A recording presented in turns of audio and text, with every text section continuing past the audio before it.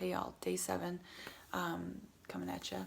Day 7 is a beautiful day for us to stop and reflect and go back to the why of what we're doing, and also the why not, the abdominal crunch, okay?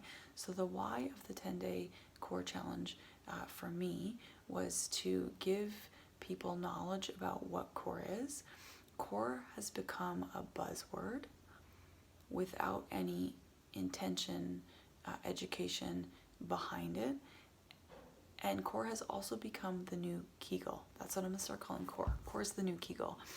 It's what we get told when we're in someone's office that we need to work on to decrease pain or injury, but yet there's no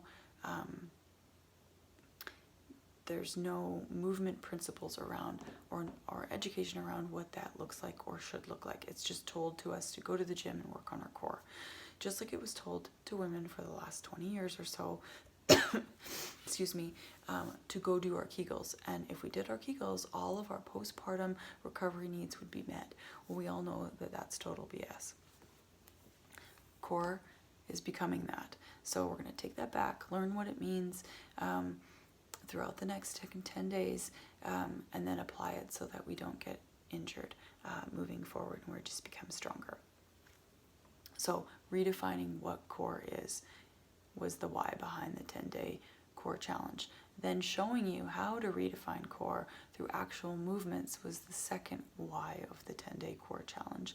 And the third why of the 10-day core challenge was to keep you resilient, to keep you being able to do your activities of daily living, to create a foundation in which you could create capacity to take on athletic pursuits that you once did or want to do without risk of pain or injury. That was the third why. And the why not? The why not the abdominal crunch? The abdominal crunch, I don't have a hate on for the abdominal crunch. I just think we need something new.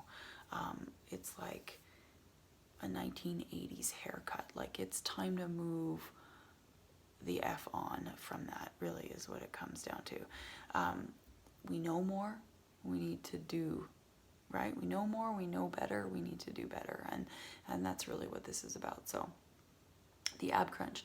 Most of us sit all day long, so we sit in flexion. We sit with our rib cage coming forward towards our pubic symphysis. We sit in an abdominal crunch all day long. The rectus abdominis is the six-pack muscle. It's the most outer core muscle that we have on the abdominal wall, and we're shortening it in our lifestyle already. And then we go to an exercise class or a spin class or a yoga class, or we look on social media and we further learn how to shorten that muscle. And that is not what we need to do.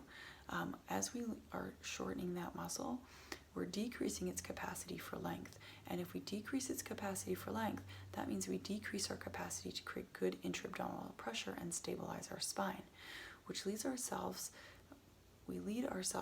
into a place where we're at risk of injury. So if I'm creating intra-abdominal pressure, but I have areas of weakness, like I have disc weakness or disc pain, I have too tight rectus abdominis, and then I also have, possibly I have inguinal hernia, umbilical hernia, or abdominal separation, and then I go, or pelvic organ prolapse and pelvic floor dysfunction, and I go to do a crunch, and I can't sustain that intra-abdominal pressure. All of those areas of weakness that I just mentioned are where that extra pressure is going to go, hiking the risk of injury, increasing the risk of injury. That's why I'm not a fan. There's so many other ways to train your inner core and create spinal stability without doing an abdominal crunch. Which leads us to the last piece of this, which is mindset. We have to shift the way that we think. A fixed mindset about core training is, I'm not training my core unless I do some sort of abdominal crunch, oblique, twist, yada, yada, yada. It has to look like it did 10 years ago, or I'm not training my core. No. The mindset shift needs to be more growth mindset, which is, I've done something the same way for the last 5 to 10 years with no change in results. I'm not getting my goal. Let's do something different. This is the something different. This is the foundation to something different.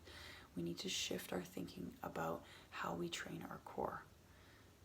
Leave the old in the past. Attempt something new. The definition of crazy is doing the same thing and expecting a different result. So in order to get a different result, we have to do something different. Here's the something different. Happy day 7, everybody.